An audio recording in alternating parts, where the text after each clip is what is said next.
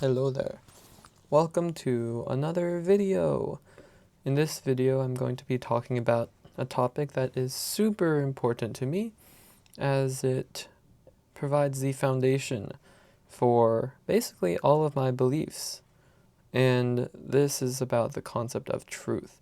So in this video, I'm going to be talking about truth, about the definition of truth, subjective and objective kinds of truth, and then a possible impact or takeaway at the end of this video. So let's start by defining truth. And the definition that I'm going to use is in accordance with a reality. Something is true if it is in accordance with a reality. And yes, I put the word a before reality for a specific reason I'm going to be getting into later on in this video, but I don't think that this is a super controversial definition of truth. We generally agree that if something is true, then it is correct according to some standard of correctness. And that's essentially what this definition means. So now let's get into the types of truth. First, subjective truth. And the definition of subjective truth is true depending on an individual perspective. Or if we plug in our definition of truth again, then if something is subjectively true, this means that it is in accordance with the reality of an individual perspective. And it is dependent on this. Something is subjectively true if an individual believes that it is true. And we basically call these opinions in society. Let me give an example. Let's say I believe that pizza is a good food.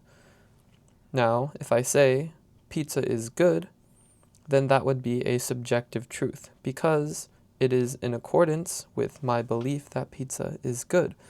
And so because it is in line with that reality, with my reality, we can say that it is subjectively true.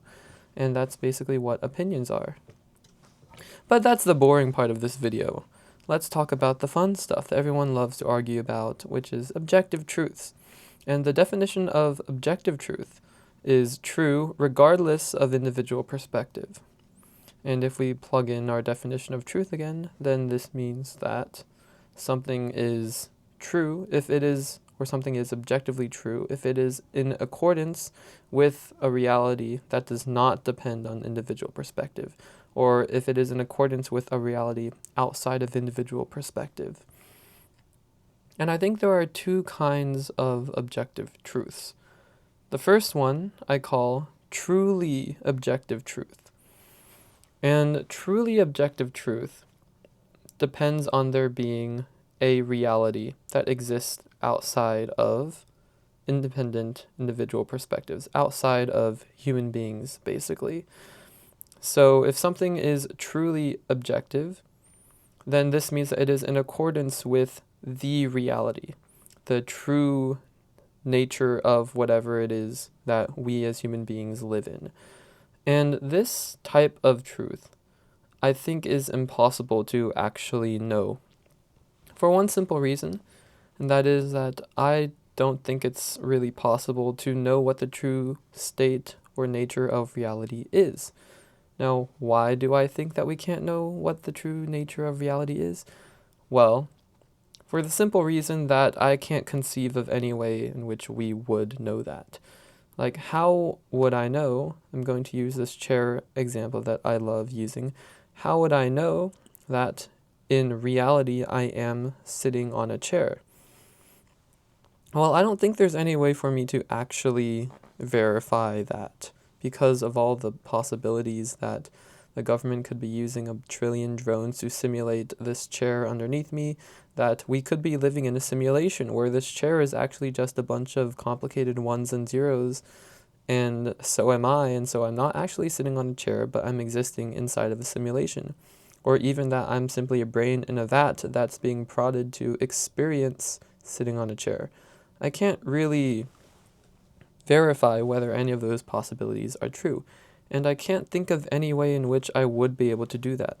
And because of this, I'm inclined to believe that it's not possible to know the true state of reality. And I am aware that the absence of evidence is not evidence of absence.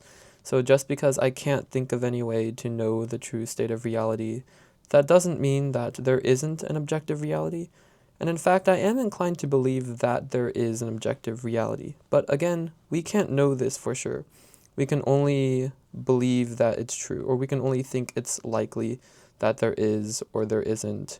There's no way to verify it. So when it comes to truly objective truth, knowing the true state of reality, then I think it's impossible to really know what this is.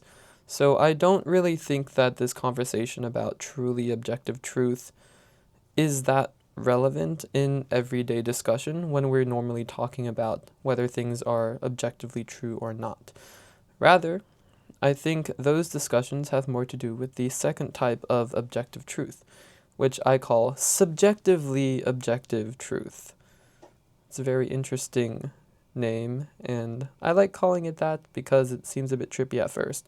But subjectively objective truth means that something is subjectively based, but we consider it an objective truth because the vast majority of people agree that it's true.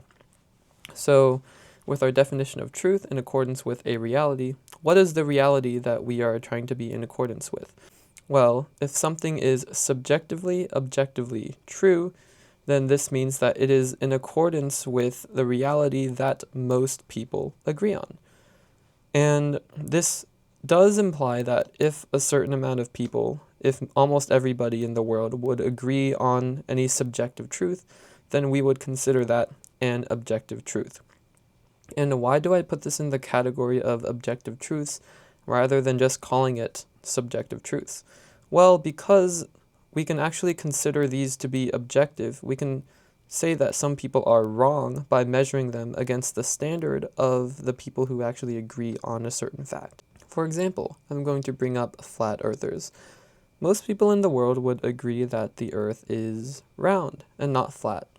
However, there are small groups of people who believe that the earth is flat instead of round. And most people would call flat earthers wrong about their beliefs because we say it's objectively true that the earth is round. But by what standard are we saying that flat earthers are wrong? Well, we can say it's because of all of the evidence, but I think that realistically, all of the evidence simply persuades most people to think that the earth is round. And so, this results in most people in the world agreeing that the earth is round. And because everybody agrees that the earth is round, we can band together and say that flat earthers are wrong, or incorrect. And even if we can't know whether this is a truly objectively true statement, if this is the true nature of reality, we can still use it as an objective truth. It still functions as an objective truth because everyone in the world, or most people in the world, agree with its truth. So that's the idea of subjectively objective truths. Basically, something is subjectively objectively true when the broad majority agrees that it's true. But you might be wondering, or you might be thinking that this is a little bit sketchy, in that it seems like there's no clear line that determines when a certain belief would become a subjectively objective truth. For example, there are some beliefs that it seems like a lot of people agree on, but a lot of people also don't agree on. And a common example of this is with religion. I believe that more people in the world are religious than non-religious. However, I think it would be incorrect to say that atheism is wrong because slightly more people are religious than not. So what is this difference? What standard do we have to say whether something is an objective truth or not? Whether something is subjectively objectively true or not? Well, I actually like to think of this as on a scale. I do love my scales. So on one side of the scale, there are beliefs, ideas that nobody in the world believes in. On the other end of the scale are beliefs that everybody agrees on. And so in the middle, there are things that some people agree on, some people don't. In between here, there are beliefs that only a little bit of people believe in. And over here, there are things that most people agree upon. And I believe that if something is on this end of the scale where almost everybody agrees upon it, then we consider it an objective truth. Even if it's not truly objective, it's still subjectively objective truth because most people agree upon it.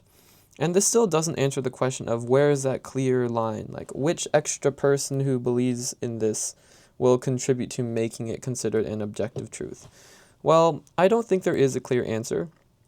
I think that's why certain ideas are debatable in the first place, like religion and politics and things like that.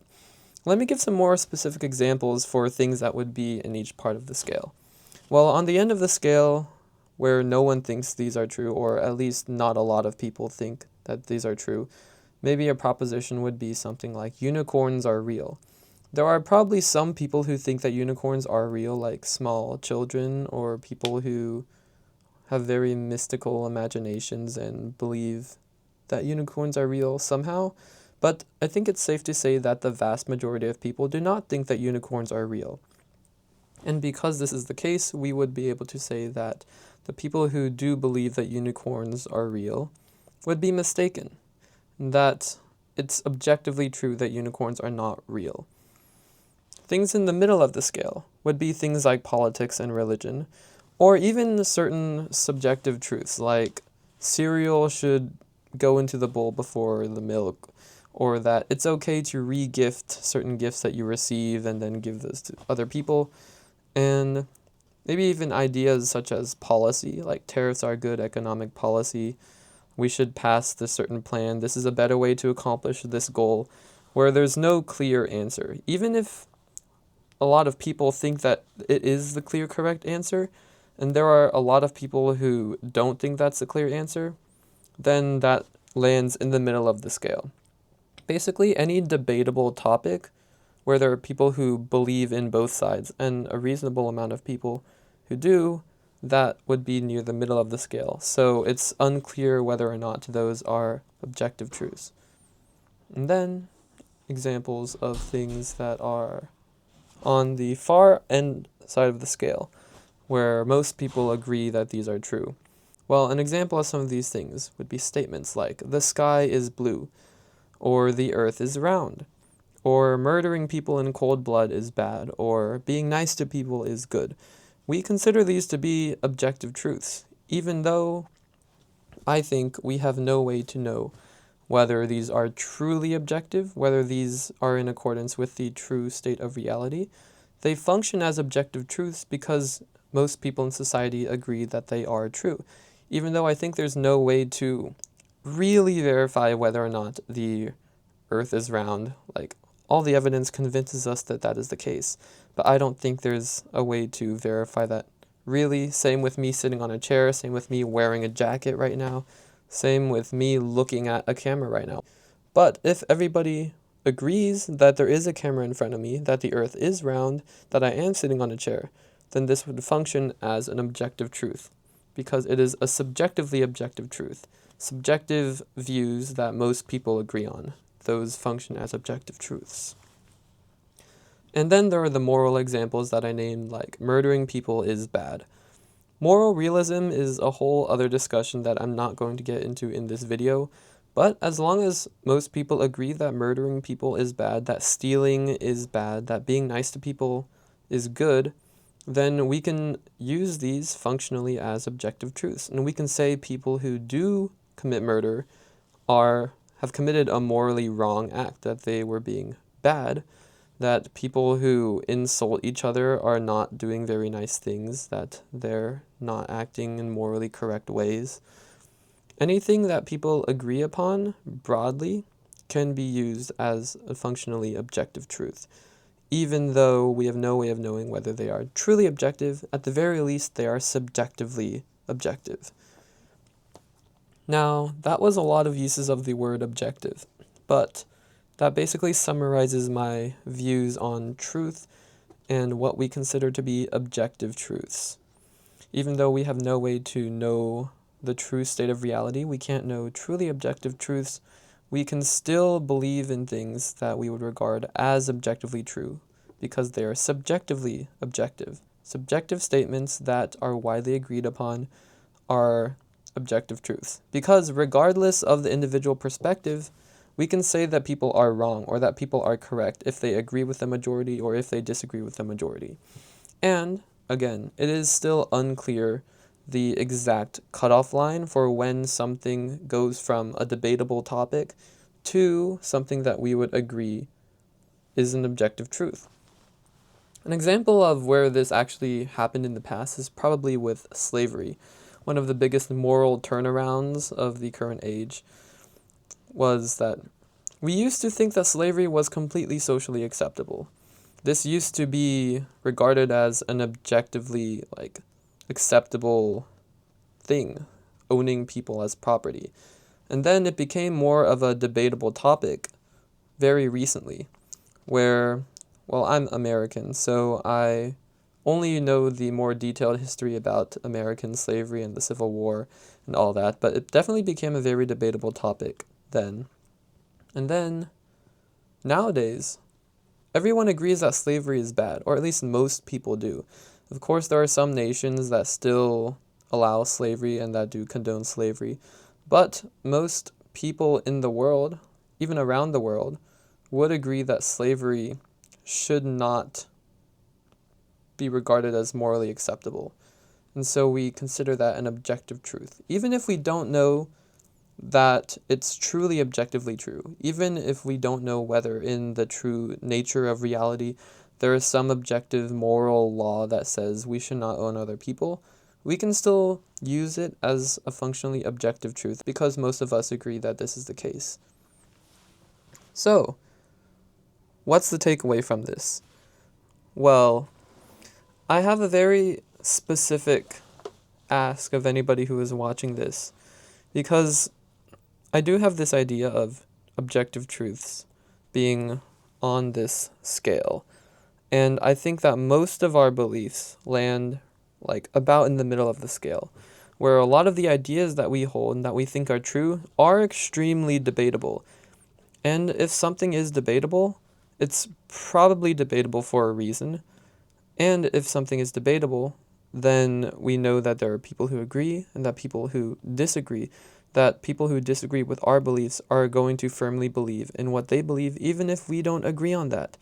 And so we have no way of knowing who is truly objectively correct or not, especially with these topics that land in the middle of the scale. And I would say that things like politics and religion fall firmly in this category of being in the middle of the scale, where there's no clear answer as to whether or not it's truly objectively true, or even as to whether or not they are subjectively objectively true, and whether we should use them as objective truths.